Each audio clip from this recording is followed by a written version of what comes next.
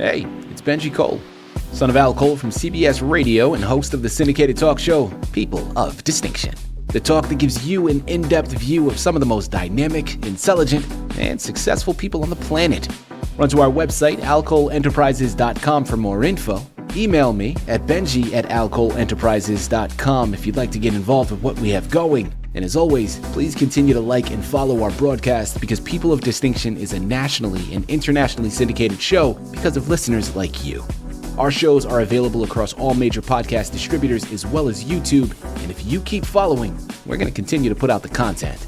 We appreciate the support. Continue to like and follow and sit back and strap in because on the line with us today, we have Donald L. Chad. We're going to be discussing his amazing book, The Healing of Windwalker, the story of love, hate, and redemption. Now, it's available for purchase through Amazon, Barnes & Noble, pretty much all the regular online book resellers. But people, if you want to gather everything that Don has in store, well, do yourself a favor and head directly to his personal site. And that's going to be donaldchad.com. And just to make sure, that's Chad with 2 Ds. Once again, that's donaldchad.com. And people, before we go any further, I want to take this opportunity and point out that Don was brought to our network, People of Distinction, today by one of the best advertising firms in the business. And people, you already know, I'm talking, of course, about CITI of Books. So for my writers out there who have written their masterpiece and now you need help moving the book you developed, head on over to cityofbooks.com. People, I'm telling you, this is what they specialize in. Their team is waiting by to assist you. Again, that's cityofbooks.com. And listen, it is an absolute pleasure to have Don here on the line. His book, The Healing of Windwalker, is going to be a journey. People, this book is layered. It's nuanced. It is something you need to add to your shelf. Now, it's a fictional narrative that is loosely based upon true events. And I'm telling you, if I didn't have Don here to discuss it, some of these stories that he is going to showcase with us today, as well as some of the ones found in the book, you wouldn't believe it unless it was coming directly from Don's mouth. I mean, we're talking about some pretty impactful stuff. The underlying message is all about how God is always there. Again, it's nuanced, but it really, at its most foundational point, is God is there to help you through some of your toughest moments. Now, it may not seem like it in the moment. You may get some scrapes and some bruises while going through it. But man, listen, he is there with you to help pick up the pieces at the end of it. I love it. I'm here for it. I know you all are as well. Sit back and strap in, okay? Don is the expert. It's his book. He's written it, man. He's going to be able to articulate it much better than I ever could. But I'm telling you, you are in for a ride today. Don, first and foremost, welcome to People of Distinction, and thank you very much for being a guest. How are you doing today, sir? I'm doing great. Well, listen, Don, we're looking forward to this, man. I think what you've comprised here is something that is entertaining to no end, right? I mean, this is a book for people to pass the time on a rainy day, but this is also a book that has a wonderful underlying message that people can really utilize to find peace, to find solace, but also to build upon, right? That underlying message of God and his assistance is something I think is so key. And I love the fact that you put it there. Let's jump right in, man. But before we go into the book, who is Donald L. Chad? Tell us a little bit more about your background. Well, my background is when I got out of high school, I went to work in the underground mines. And I worked there for about 18 years. And then I went to work as a mine inspector for the Department of Labor. Mm-hmm. And so I inspected mines for about 18 years. And then I went to work for Prudential. And I was a registered representative for Prudential until I retired out. So I've been around the block, I guess you might say. Well, Don, thank you very much. Listen, man, I wasn't initially going to go here, but after that opening, I can't see myself going anywhere else, Don. You talked about being a miner. You talked about working for Prudential. I didn't hear writing in any of that. So talk to us about where that love for creative writing comes from and what inspired this story. Well, I really haven't written very much, but while I was working for Prudential, I was doing the retirement planning for the Adolescent Treatment Center in Shiprock. New Mexico. And I was there where I could see what was going on with the young people and the problems that they were having, as well as the problems that was taking place on the reservation. Mm-hmm. And after I retired, I was teaching a gospel principles class for our church, the Church of Jesus Christ of Latter-day Saints. And we had Navajo come into the class, and then Joan and I invited him for dinner with us. And we were sitting there talking about the problems that the reservation was having. And he made a comment, a powerful comment. He said that the Indian nations will not rise to prominence until they lay down the false traditions of their fathers and picked up the ancient traditions of their ancestors. And that kind of hung with me for a long time. And finally, I figured out what he was talking about. Mm-hmm. The ancient traditions of their ancestors is found in the Book of Mormon, because the Book of Mormon is nothing but a history of the Native Americans that lived in the northeastern part of the United States. It talks about the religious beliefs and so on and so forth. And so that's what got me going and got me tied into the book. What a segue you've established. Without further ado, let's jump into that book, The Healing of Windwalker. Tell us a little bit more about it. Well, it's a story of a Hopi Indian boy and a Navajo girl that went through the foster care program. And Walker, he was about 5 years old when his mother and father, they couldn't find him on the reservation. Mm-hmm.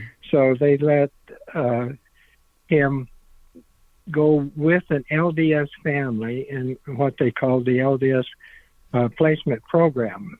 He was supposed to go to school and then during the summer go mm-hmm. back on the reservation. Well, Walker didn't have any family on the reservation, so they let him stay with the Smiths.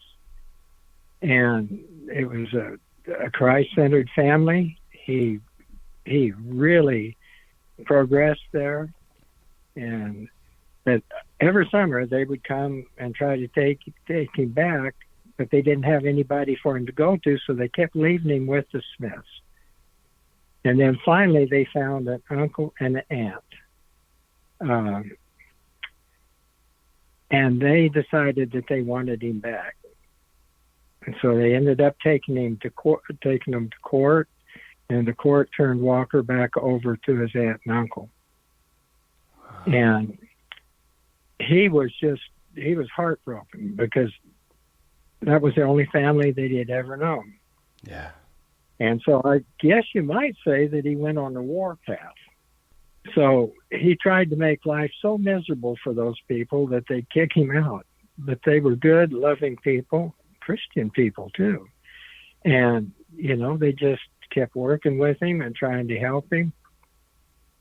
And finally he got to the point to where he was really getting to where he loved them too. And he felt like he was letting his family down in Colorado. So he decided that he was going to make Jimmy pay for taking him away from his family. Mm-hmm. And his diabolical plan was, and there's a number of things leading up to this, but his plan was that he went to a doctor's office and he got a kit where he could draw blood. Okay, so when Jimmy and them was gone, then he just tore up his room. He pulled out a pint of blood, and he splattered the blood all over the wall and the floor and on Jimmy's shoes, and then he left. And that was his hate section right there, if you can imagine that. And then his life went downhill from that point forward, and he really got into some bad scrapes and some problems. Don, thank you very much for that, man. And listen, I want to jump in because that is a perfect cliffhanger to take a pause. Because people, all right, it's Amazon, it's Barnes & Noble, it's Donald Chad with 2Ds, CITIofBooks.com. Head on over there today, pick up copies. You gotta purchase it to fill in those gaps. All right, we're not gonna do it here for you. But I love this discussion. I love your book and what it represents, but I don't want to assume for you, Don. I want you to talk to our listening audience here. This book is a culmination of a lot of things, right? Your personal interest, your personal experience, and those stories that were told to you. But I want to go, it's going to be a two-part question, but let's start off with this first part. This very easily could have been something that you wrote but kept on your personal shelf, or something that you just kept in your mind and verbally told those around you. You took it a step forward and published the book. There must have been an inspiration behind that. Why did you feel compelled to put this out to the world? Well, because one of the things that Walker did when he was very young, he received a vision. And the vision was a message that he was supposed to take back to his people, the Indian nations. And before he was able to deliver the message, let me step back just a little bit. He had a dog that he absolutely loved, and his name was Scotty. And he was delivering papers, and a big black dog come out and grabbed him by the pant leg. Well, Scotty was always a protector, so Scotty attacked the dog. Mm-hmm. And he had the dog just virtually choked down. And then Walker got the two dogs apart, but when he did, the big black dog come right back on Walker, and Scotty got on him again. And the next thing Walker knew, he was underneath two fighting dogs and blood all over the place. Yeah. And then the lady that owned the dog pulled him out from under it. And so Scotty was tore up real bad. So they took Scotty. This was a small town. They didn't have a vet. They just had a doctor there. So they took Scotty to the doctor, and the doctor let him know that he was going to die. Well, Walker, he really believed in God. Mm-hmm. And so he knew that God could cure anything, no problem. So he goes out and he prays to God, and he tells God that if he'll heal Scotty, then he'll never sin or do anything wrong again. Well, of course, that's a promise that he couldn't keep. Well, Scotty ended up dying. And Walker went in a battle with God. I mean, I was in that battle for close to 20 years. And so that was part of Walker's problem. He had the vision that he was fighting God and he wasn't going to deliver it no matter what.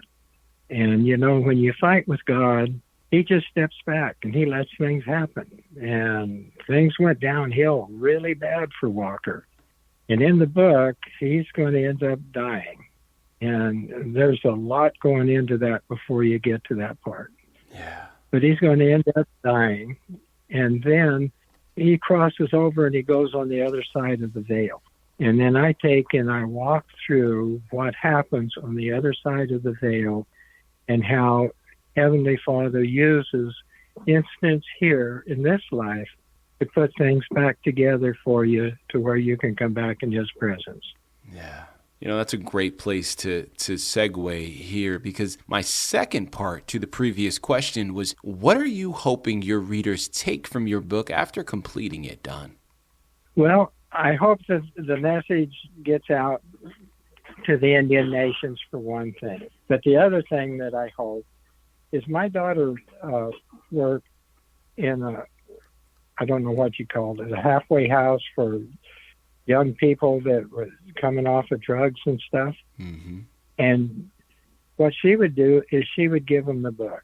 And everyone that I know of that read the book come back, and they would come back and simply say, you know, I have hope for the first time in my life. Wow. And that's what I want for the book. Because in my 79 years, I have seen people that have got so down, so low, so deep that you'd almost say that they're a waste of human flesh. Mm. But when they hit the bottom, then they turn back to God, And there's a statue out called the Christus, shows Christ standing there with his arms out.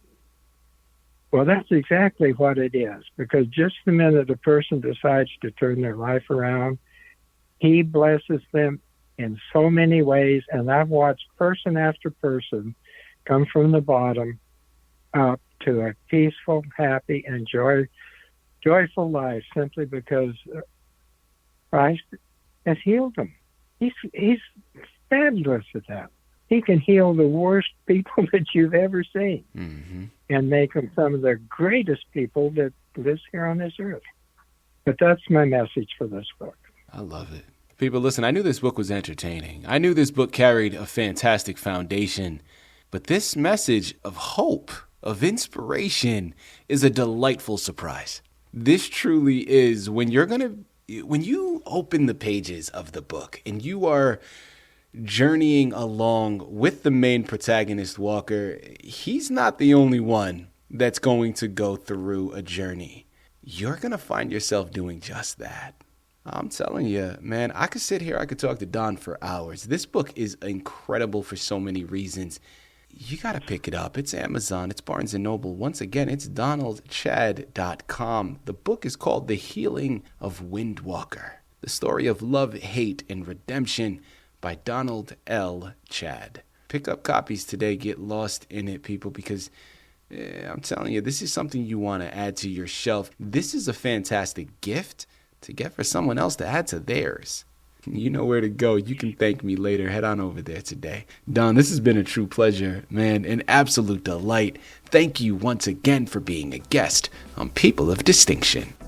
Everybody that's read the book has told me that it is an emotional thriller, and you better take a box of hankies with you and plan on spending the whole night with it, because it's really hard to put down because you don't know what's coming next.